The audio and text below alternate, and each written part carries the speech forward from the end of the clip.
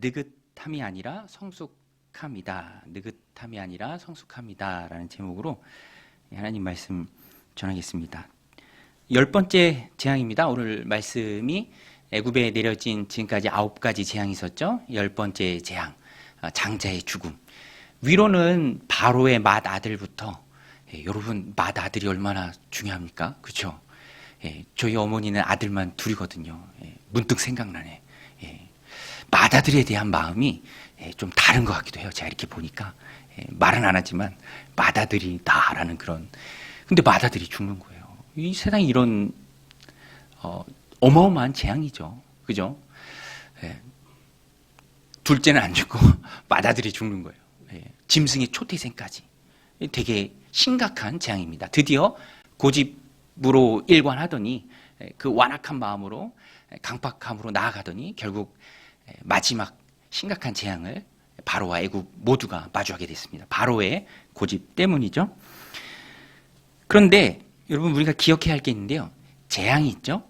근데 재앙의 양면이 있습니다. 심판의 양면이 있어요. 그게 뭐냐면 재앙이 내릴 때에 재앙을 극복한 자들에게 있어서는 심판의 대상이 되지 않는 자에게 있어서는 그때가 구원의 날이 됩니다. 이것을 예표적으로 애굽에 내려진 10번째 재앙이 잘 보여줍니다. 바로부터 맷돌 뒤에 있는 종의 아들까지 또 짐승도 가리지 않고 초태생까지 다 죽는 그때에 그 재앙의 날에 그 심판의 날에 이스라엘 백성은 그런 재앙을 받지 않았어요. 오히려 구원을 받았죠. 여러분 학교 다닐 때 저는요 전에 깜짝 놀랐는데 제가 이제 선생님들 얘기를 듣고 또 학생들 얘기를 듣는데 요새는 학교에서 안 때린대요, 여러분. 놀랍지 않나요? 놀랍잖아요. 저 때는 선생님 되게 무서웠거든요. 그 어떤 선생님은 시험 보고 발바닥을 그렇게 때린 선생님이 있었어요. 애들 책상 위로 올라가라 그러고. 그럼 애들이 막 덜덜덜 떨어. 발바닥 1점에 한 대씩. 얼마나 무서워요. 그런데 그런 심판의 날에 뭐 성적을 잘 받고 그것과 전혀 상관없는 친구들은 칭찬을 받는 거죠. 저 같은 사람들, 그렇죠? 확인할 길이 없으니까, 그렇죠? 뭐 너희들은 맞아라. 나랑 무슨 상관이냐. 막 곡소리가 나고 막 눈물을 흘리고 그래도 나는 전혀 해당이 안 되니까 오히려 잘했다고 칭찬을. 심판이라는 게 항상 이렇게 양면이 있습니다. 여러분 오늘 우리는 예수님을 영접한 하나님의 자녀들인 줄로 믿습니다. 다시 오실 예수님을 믿습니다. 그때 심판 때에 우리는 심판을 당하지 않아요. 칭찬을 받습니다. 행했던 일을 가지고 상을 받아요. 물론 부끄러움은 좀 있을 수 있겠죠. 그렇지만 심판에서는 제외됩니다. 그것을 예표적으로 보여주는 게 오늘 애굽에 내려진 10번째 재앙입니다. 그런데 오늘 말씀이 유월절인데요. 유월절이 중요해요. 하나님이 제정하신 것입니다. 여호와의 유월절이니라 라는 표현이 굉장히 많아요. 여호와의 유월절이니라. 구원은요. 오늘 말씀에 여호와의 유월절이니라 라는 말씀처럼 하나님이 우리에게 주신 거예요. 여러분 물에 빠진 사람은 혼자서 못 나옵니다. 못 나와요. 수영을 잘하는 사람이라면 모르겠지만 수영을 잘하는 사람이라면 물에 빠져서 허우적거리지도 않겠죠. 수영을 못하니까 빠져서 허우적거리는 거겠죠. 그러면 혼자서 못 나오죠. 누군가 건져줘야 됩니다. 튜브를 던지든지 파도에 휩쓸리면 배를 타고 가서 건져주든지 여하튼 다른 사람 제3자가 그 안에 있어야 돼요. 누군가가 건져줘야 됩니다. 마찬가지로 유월절도요 구원인데 그것은 하나님이 우리에게 주신 것이에요.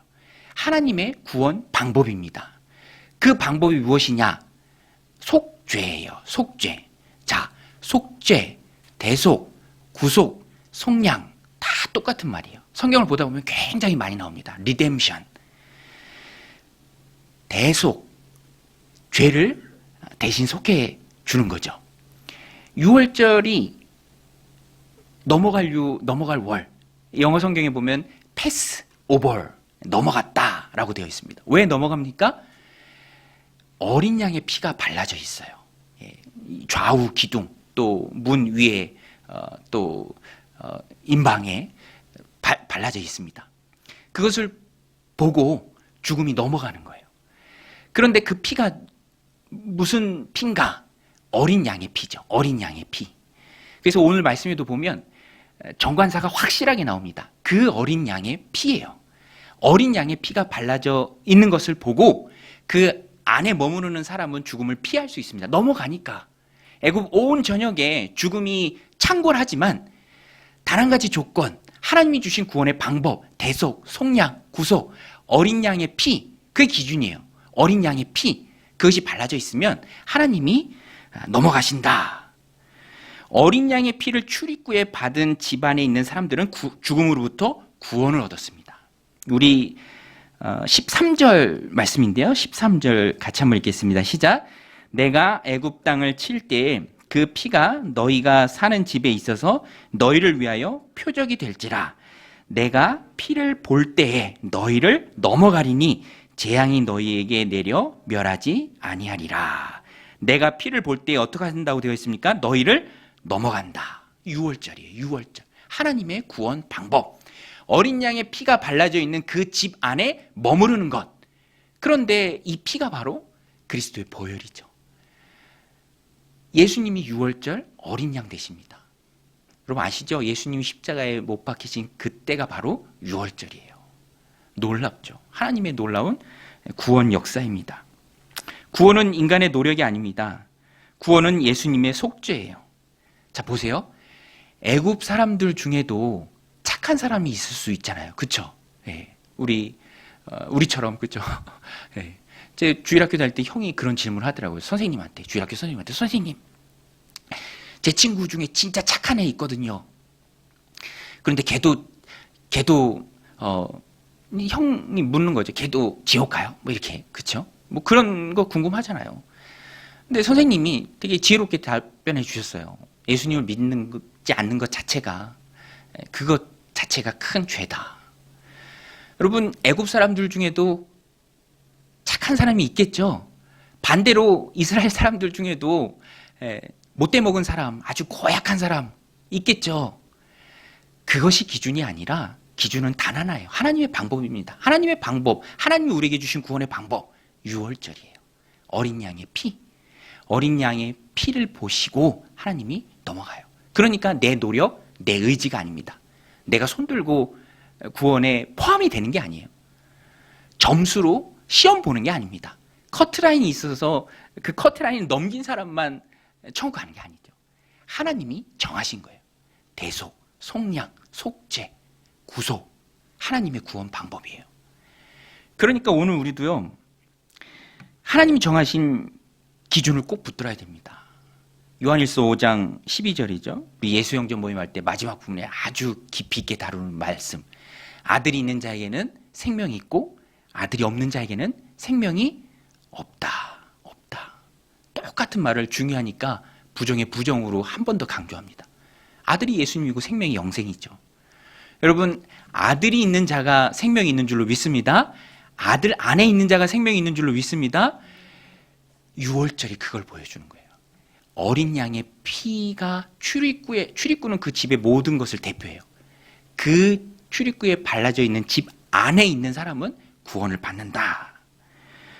그래서 영원한 생명을 가지고 있는 사람은 예수님 안에 거하는 사람이 되는 거예요. 예수님 안에 거하는 사람. 예수님이 그 안에 거하는 사람, 내가 예수님 안에 거하는 사람.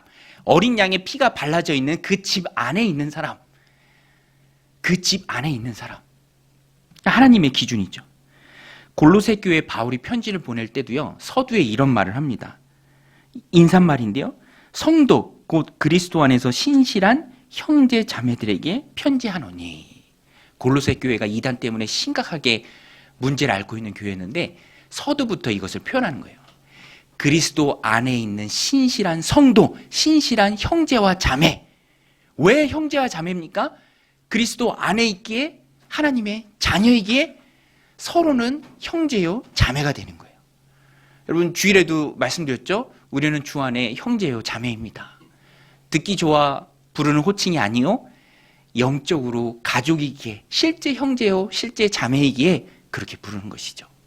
그리스도 안에 있는 자만, 그리스도 안에 있는 자만. 죽음이 애굽 전역에 창궐할 때 어린 양의 피가 발라져 있는 그 집 안에 있는 사람만 구원을 받는 거죠. 여러분, 오늘 비 오잖아요. 비 왔잖아요. 밖에 비 오면 어떻게 해야 됩니까? 안으로 들어와야죠. 그래야 비 안 맞죠. 그리스도 밖에는 어린 양의 피가 발라져 있지 않은 그 집 밖에는 구원이 없다라는 것입니다. 구원이 없다. 그래서 어린 양의 피를 바른 집 안에 있어야 합니다. 어린 양의 피를 바른 집 안에. 그것이 구원의 핵심입니다. 여러분, 오늘 이 말씀을 우리들 삶 가운데 적용할 때 여러분의 영적 형편은 어떠십니까? 저는 항상 예배에 참여하는 모든 성도님들이 다 구원받았다라는 가정을 하고 말씀을 전하는 건 옳지 않다고 생각해요. 이 중에도 그것이 중요하기에 아직 그리스도 밖에 있는 자가 있다면 예수님을 영접하고 하나님의 자녀가 되는 어린 양의 피가 발라져 있는 그 집 안에 머물러야 합니다. 그리스도 안에 머물러야 합니다. 형제요, 자매가 되어야 돼요. 그것보다 더 중요한 게 없죠. 그래서 오늘 말씀을 적용하면 그렇습니다. 내가 그리스도 밖에 있다면 그리스도 안에 들어오는 게 중요하죠. 여러분 그리스도 안에 있습니까? 그리스도 밖에 있습니까? 그리스도 안에 있습니까? 그리스도 밖에 있습니까? 안에 있습니까? 할렐루야. 혹시 잘 모르겠는 분들 계세요? 잘 모르겠어요, 아직. 그런 분들은 아직 구원의 확신이 없는 거예요. 그런 분들은 예수 영접 모임을 통해서 구원의 확신을 가져야 돼요. 어린 양의 피가 유일한 기준이에요. 아들이 있는 자에게 생명이 있고 아들이 없는 자에게는 돈이 있어도 빽이 있어도 제 아무리 착해도 제 아무리 뛰어나도 구원은 없어요. 그래서 그리스도 안에 머무르는 게 중요합니다.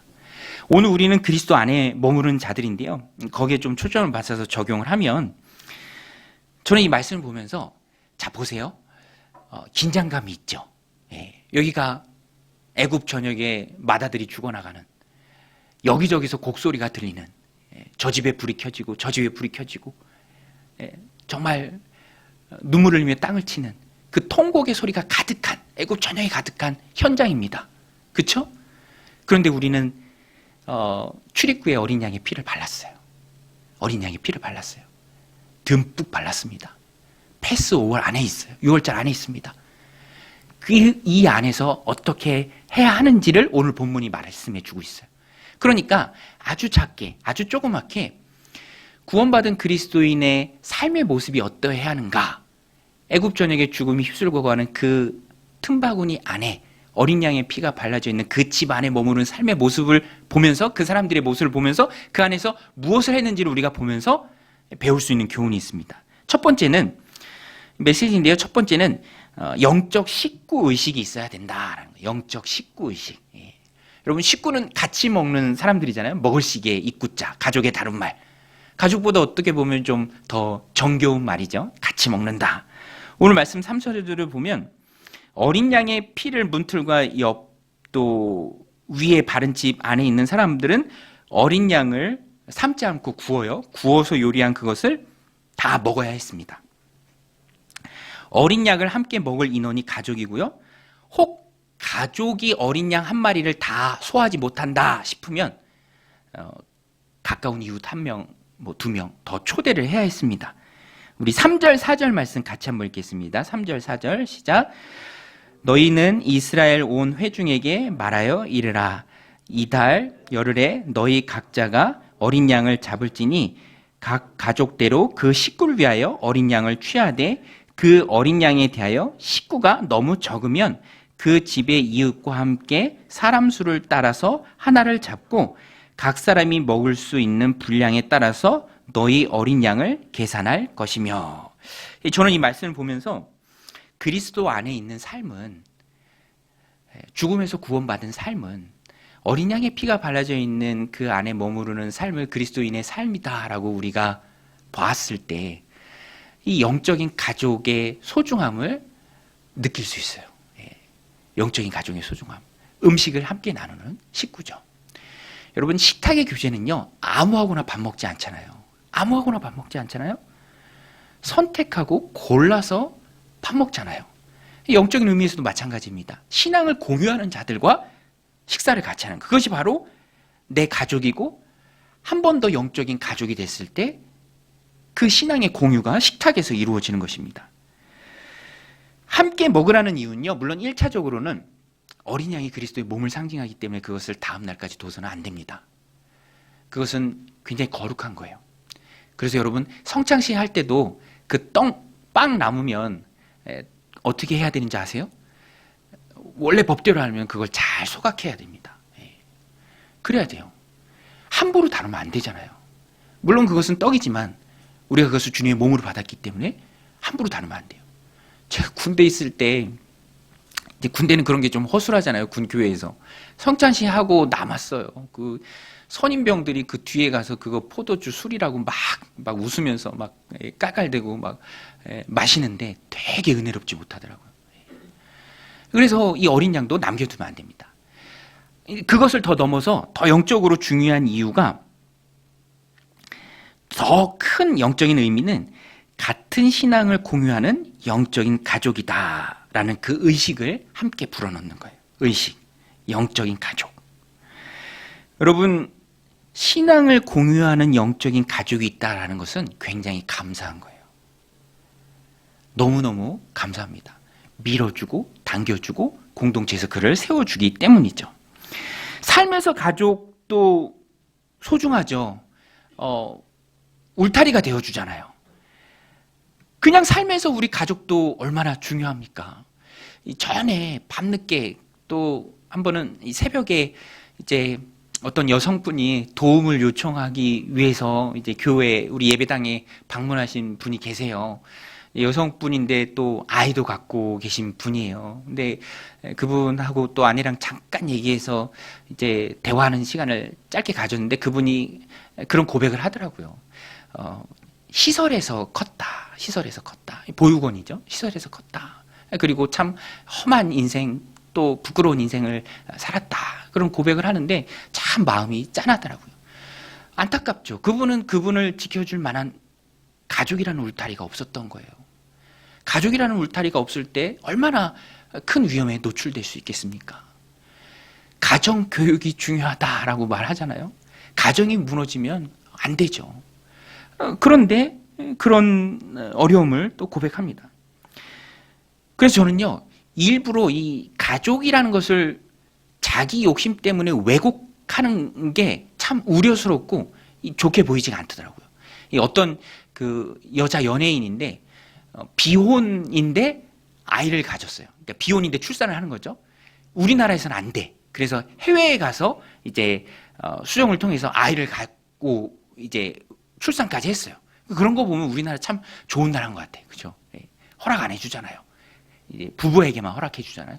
근데 여하튼 그분이 출산을 했어요. 얘는 뭐 그분 선택이니까 그럴 수 있다 쳐요. 그런데 이 아이는, 제가 우려하는 거는 이 아이는 아버지와 함께 클 수 있는 그런 권리를 태어나면서부터 빼앗긴 게 되잖아요. 참 또 그 연예인도 이제 뭐 남자 연예인이 아이가 크니까 남자 연예인한테 막 이렇게 손가락으로 가르친대요. 저분은 누구야, 저분은 누구야. 그러면 이분도 철이 없는지 네 아빠야 막 그런데 네 아빠야. 예. 너 되게 저만 혼란스러운가요? 가족을 왜곡하는 그런 모습들. 뭐 동성 결혼도 마찬가지죠. 예. 뭐 가족의 행태가 뭐 다양해지는 거, 막 엄마가 둘이고 막 다 아빠고 다 너무너무 이상한 그런 모습들을 우려스럽게 봅니다. 왜냐하면 가정이 소중한 울타리가 되기 때문에 그렇죠. 육신의 가족이 이처럼 중요한 것처럼 영적인 가족도 중요합니다. 믿음을 공유하는 영적인 가족이 중요하죠. 여러분, 영적인 가족이 중요한 줄로 믿습니다. 영적인 가족이 중요해요. 믿음의 울타리가 되어줍니다. 밀어주고 당겨주죠. 내 마음을, 내 은혜를, 내 기쁨을, 주님 섬기면서 받은 은혜를, 또 당하는 고난과 어려움 속에 지치고 쓰러지는 그 마음들, 그런 것들을 함께 나눌 수 있는 공동체가 너무너무 중요합니다. 그래서 우리는 공동체를 소중히 여겨야 합니다. 우리 한번 따라서 해볼게요. 공동체를 소중히 여기자. 예. 여러분, 우리가 어떻게 공동체를 소중히 여겨야 합니까? 오늘 말씀에 보면은요, 목적을 기억하는 게 중요한 것입니다. 목적을 기억하는 것. 오늘 말씀에도 보면 함께 모여서 그 어린 양을 믿음을 공유하는 영적인 가족들, 또 가족들이 함께 나누는데 목적이 중심이에요. 양 한 마리를 다 못 먹으면, 양을 다 먹는 게 목적입니다. 그것을 다 못 먹으면 안 되니까 계산을 해서 인원이 부족하다 싶으면 이웃을 불러야 됐어요. 이런 거 여러분 이해가 가시죠? 가족이 뭐 둘이나 셋밖에 없어. 넷. 저희도요, 저희 가족도 예전엔 제가 1인 1닭이었거든요. 근데 요새는 치킨을 잘 못 먹어요. 먹고 싶긴 한데 많이 못 먹더라고. 근데 저희 아이들도 그런 것 같아. 한 마리 갖고 5명이서 다 나눠 먹어요. 그것도 충분해. 그러니까 이 양이 다 다르잖아요. 가족으로 양 한 마리, 어린 양 한 마리가 다 소화가 안 되면 다음 날까지 남기면 안 되니까 계산을 해서, 계획을 해서 이웃을 더 불러야 됩니다. 그쵸? 먹는 게 목적이고 그 목적을 위해 모인 거예요. 공동체는 하나님 섬기는 예배가 목적입니다. 그 예배를 중심으로, 영혼 구원을 중심으로, 제자 세우는 것을 중심으로 우리가 모이는 거예요. 그래서 교회의 목적, 하나님의 뜻이 중요하지 공동체에 모이면서 자기 자신의 어떤 신념, 그런 것들은 다 내려놓아야 돼요. 공동체를 소중히 여기는 모습이 자기 생각과 자기 사상을 내려놓는 거예요. 그리고 주님의 뜻이 커지게 하는 것입니다. 보세요. 이렇게 모여서 먹습니다. 그리고 가장 가까운 사람을 이제 초청하는 것인데, 이 원어로 보면은 그 집에서 이웃이라고 되어 있는데 그 집의 이웃은 가장 가까운 곳의 이웃을 말해요. 가장 가까운 이웃. 자기가 좋아서 선택해서 누구를 픽해서 부르는 게 아니라 원칙은 가장 가까운 데 있는 이웃입니다. 그러니까 교제의 다양성도 이 말씀이 우리에게 가르쳐주고 있어요. 다양한 사람들이 모이는 곳이 공동체예요. 교회예요. 그렇죠, 여러분? 다양한 생각과 자기 의견들을 가지고 일단 모이는 게 공동체입니다. 그러니까 그 다양성을 인정도 해주면서 본질적인 것에 잘못된 것이 아니라면 또 그 안에서 일치를 추구해 가는 것이 공동체를 소중히 여기는 모습이다라는 것입니다. 그래서 오늘 우리가 그리스도인으로서 구원받은 자로서 하나님 주신 삶을 살아갈 때 하나님의 백성으로서 영적 가족, 영적 식구 의식을 가져야 하는데 그것은 공동체를 소중히 여기는 거예요. 그리고 그것은 목적 중심입니다. 여러분들에게 주신 하나님이 맡겨주신 귀한 사명이 무엇입니까? 여러분들을 통해 하나님이 이루고자 하시는 바가 무엇입니까? 이것을 빨리 깨닫는 분들도 있고요. 천천히 깨달아 가시는 분들도 있습니다. 그러나 항상 거기에 초점이 있어요. 내 뜻, 내 계획, 내 비전이 아니라 하나님의 뜻, 하나님의 계획, 하나님의 비전이에요. 그것을 찾고 붙들고 이루어가는 것이 신앙생활이죠. 저도 이 말씀 개인적으로 좀 적용할 때 저도 성도님들을 위해서 기도하기를 힘쓰려고 합니다. 특별히 영적인 부분에 있어서 기도해 드리는 일에 힘쓰고자 해요. 또 목양의 힘이 기도에서 나오잖아요. 목양의 힘이. 제가 되게 존경하는 목사님도 이민 목회를 하신 분인데 거기는 예배는 없고 기도 시간은 있어요. 그래서 하루 3시간 기도한다. 그리고 내 목회의 힘은 거기서 나온다. 참 도전이 되는 귀한 말씀이에요. 목양의 힘은 기도에서 나오죠. 무릎에서 나옵니다. 하나님 앞에 엎드릴 때. 저도 그래서 늘 그것이 하나님 내게 주신 귀한 사명인 줄 알고 되도록 언제든지 이 새벽 예배는 또 새벽 기도는 제가 늘 감당한다. 그런 마음을 품고 있습니다. 또 성도님들을 제가 세워가야 하니까 성도님들을 온전하게 세워가는 게 목회자의 책무잖아요. 그것을 잘해야 되잖아요. 저의 사명입니다.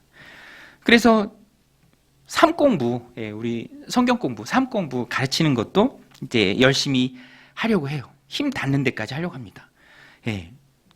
지난주에 제가 그 신청서를 뿌렸는데 너무너무 감사하게도요. 벌써 14분이나 하셨어요. 14분. 안 한 분들 빨리빨리 하시면 됩니다. 14분이나 하셨어요. 보니까 화요일 반, 오전 반, 또 저녁 반도 다 채워지고요. 또 이 생명의 삶 다음 단계죠. 확신의 삶도 한 3분 정도 하셨어요. 3분 정도. 그래서 제가 이 타임으로 보면은 한 4번에서 많게는 한 4번 이상까지도 할 수도 있는데 근데 저한테는 기대가 돼요. 기대가. 그리고 이렇게 일찍 신청했다는 것은 9월 첫 주 개강인데 벌써 신청했다는 것은 결단하고 하시는 분들이거든요. 결단하고. 저도 마음에 또 기대가 되는 마음이 있습니다. 그런데 그런 마음들이 가족이니까 우리 한번 따라서 보겠습니다. 우리는 가족이다. 여러분 우리는 가족인 줄로 믿습니다. 가족이니까 세워주려고 하고 가족이니까 기뻐하고 안타까움이 있을 때는 또 나도 안타깝고 자녀가 성적을 잘 받았는데 저희 집은 안 그래요. 저희 집은 안 그런데 자녀가 성적을 잘 받는 경우도 있잖아요. 그렇죠? 그러면 부모가 얼마나 기쁘겠어요. 자녀가 성적을 잘 받았는데 부모가 왜 기쁩니까? 가족이니까. 우리는 영적인 공동체 의식을 가져야 합니다. 그것이 어린 양의 피로 구원받은 그리스도인들의 삶이에요. 두 번째는 영적인 준비를 갖추라입니다. 영적인 준비를 갖추라. 자, 보세요. 우리가 또 그림을 그려봅시다. 애굽 전역에 죽음이 휩쓸고 가요. 이 집 저 집 다 맏아들이 죽어납니다. 저 같은 둘째는 죽지 않았지만 여하튼 처음 태어났으면 아버지가 처음 태어난 사람도 죽는 거야. 그렇죠? 뭐 예외가 없어. 일단 첫째 아들은 다 죽는 거예요. 그렇지만 어린 양의 피를 바르고 이 안에 있는 사람들은 구원을 받았습니다. 그러면 그 안에서 어떻게 해야 되는가? 첫 번째 말씀드렸죠? 영적인 가족의식을 가지라. 함께 먹으라. 두 번째는 준비하고 있어야 돼. 그 안에서도. 가만히 있으면 안 됩니다. 느긋하게 있으면 안 돼요. 오늘 말씀 11절인데요. 11절, 12절 같이 한번 읽겠습니다. 시작. 너희는 그것을 이렇게 먹을지니 허리에 띠를 띠고 발에 신을 신고 손에 지팡이를 잡고 급히 먹으라. 이것은 여호와의 유월절이니라. 내가 그 밤에 애굽 땅에 두루 다니며 사람이나 짐승을 막론하고 애굽 땅에 있는 모든 처음 난 것을 다 치고 애굽의 모든 신을 내가 는 여호와니라. 나는 여호와라. 바깥에 죽음이 있을 때 안에서는 가만히 있으면 안 돼요. 긴장해야 합니다. 여러분 구원받은 그리스도인의 삶은 긴장하는 삶이에요. 하나님 나라 갈 때까지 완전한 그리고 온전한 평안은 없다. 그것을 인정하세요. 빨리 인정하면 인정할수록 좋습니다. 파도와 같아요. 파도이 바다와 같아요. 바다는 파도가 있는 곳이잖아요. 바다에 나갔는데 왜 파도가 많냐고 하면 안 되죠. 구원받은 이후에도 마찬가지입니다. 고난도 찾아오고요. 마귀의 유혹도 더 거세집니다. 그러니까 우리는 영적인 준비, 허리에 띠를 띠고 신발 신고 지팡이 잡고 급히 먹어야 돼요. 왜? 애굽에서 떠나야 하니까. 이제 곧 나가야 하니까. 나갈 거니까. 어디를 향해 갑니까? 어디를 향해 가죠? 광야를 지나 가나안 땅을 향해서. 우리도 영적인 가나안인 천국을 향해서 순례의 길을 지금 가고 있습니다. 구원은 절대로 종착점이 아니에요. 그것은 전투하는 교회의 일원으로서 깨어있고 긴장하고 치열하게 살아야 할 광야를 통과해야 될 시작점이고 출발점입니다. 그러니까 우리는 바짝 정신 차리고 깨어 있어야 돼요. 정신 차리고 깨어 있어야 합니다. 여러분 정신 차리고 깨어 있는 은혜가 있으시길 바랍니다.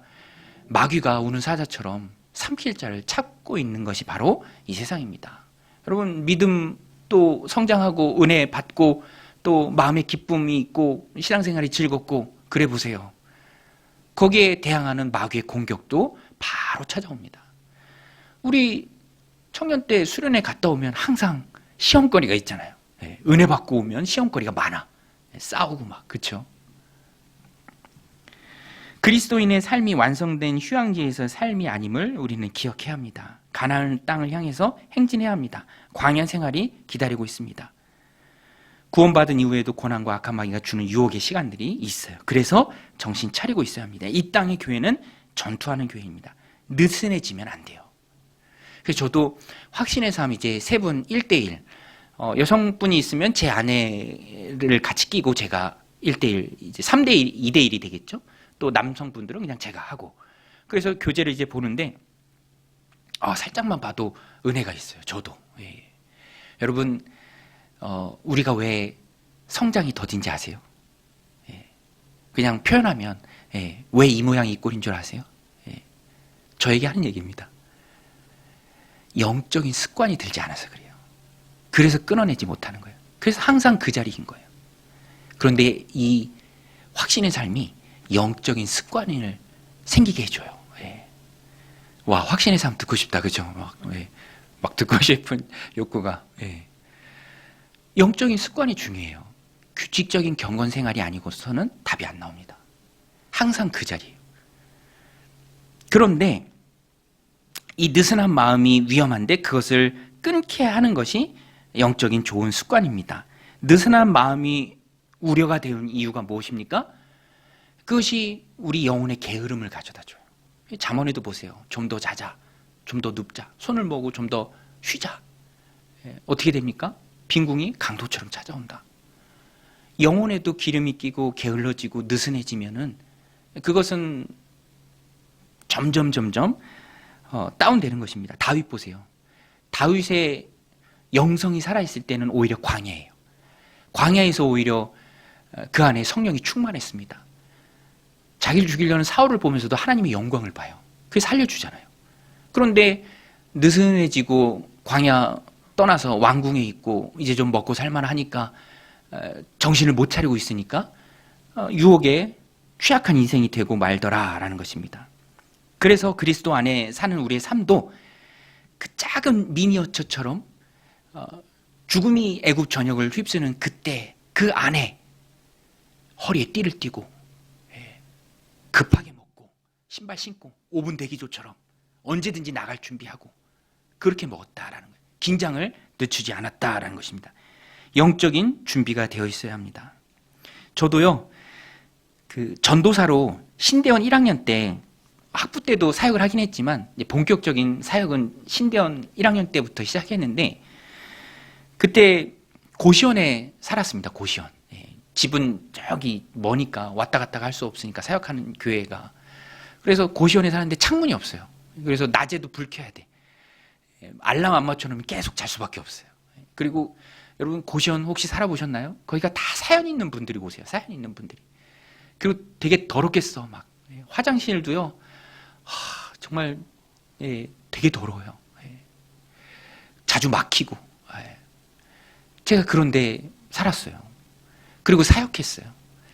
그런데 오히려 그때 제 영혼이 살아있고 하나님 주신 은혜가 넘치고 환경은 열악했지만 처음 했던 그 첫 여름 성경학교가 눈물이 있고 기쁨이 있고 하나님의 은혜가 있고 날량 하나님의 사랑하심을 깨닫고 열매도 많고 풍성하고 다 같이 한 마음이 되고 내가 깨어 있으니까 내가 긴장하니까 환경을 이기는 힘이 있더라라는 것입니다. 반면에 모든 것이 갖춰져 있고 또 뭐 부족한 것이 없고 그때는 오히려 더 연약해지기 쉽다라는 거예요. 느슨함이 찾아오기 때문에. 여러분, 우리는 천국 갈 때까지 숱한 유혹을 이겨내야 합니다. 예수님 많이 닮아야 돼요. 그래서 삶 공부하는 거예요. 그냥 종교인으로 살려면 뭐하러 공부합니까? 힘들게. 그냥 주일날 성경 들고 우아하게 와서 예배하고 이렇게 가고 그러면 되죠. 그거 아니잖아요. 우리가 추구하는 게 그거 아니잖아요. 예수님 닮는 거잖아요. 그래서 기도하고 또 주님 붙들고 엎드려 간구하고 그 은혜를 사모하고 성령 충만을 구하고 내 힘으로 안 되니까 퍽퍽 쓰러지니까 맨날 항상 그 모양이니까 그것을 극복하기 위해서 우리가 붙드는 거잖아요. 긴장해야죠. 정신 차리고 바짝 차리고 살아야 한다라는 것입니다. 구원은 종착점이 아니라 출발점입니다. 철로 역전과 같아요. 우리는 순례자입니다. 그래서 물론 쉬기도 해야죠. 그렇지만 때에 맞지 않는 느긋함에 대해서는 우리가 경계해야 돼요. 경계해야 됩니다. 영적으로 경계해야 돼요. 쉴 때는 푹 쉬어야 하지만 쉴 때가 아닌데 쉬는 것은 큰 잘못이에요. 마귀밥 될 수 있습니다. 전에 섬기던 교회 목사님이 이 삶공부 시즌 될 때마다 항상 썼던 표현이 있어요. 그게 뭐냐면 신령한 고리에 나를 건다. 신령한 고리에 나를 건다. 근데 지금 생각해보면 그런 표현이 참 좋아요. 여러분 고리가 있어요. 거기에 뭔가를 걸어둬요. 근데 그 고리가 튼튼해. 그러면 걸려있는 것이 떨어집니까? 안 떨어집니까? 안 떨어지죠. 튼튼하니까 왜 떨어집니까? 신령한 고리에 내 인생을 거는 거예요. 그럼 그 인생은 떨어지지 않아요. 오늘 우리도 이제 출발이에요. 예수님 영접하셨습니까? 하나님의 자녀입니까? 어린 양의 피가 발라져 있는 그 집 안에서 살고 있습니까? 그리스도인입니까?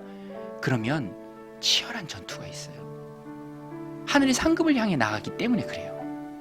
부끄러운 구원이 아니요, 주님을 닮고 잘했다 착하고 충성된 종아라는 그 칭찬을 향해 나가기 때문에 우리는 긴장해야 합니다.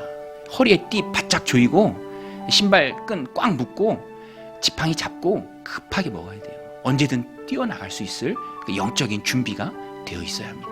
그것이 바로 느긋함이 아니라 성장이에요. 오늘 말씀 제목입니다. 느긋함이 아니라 성장.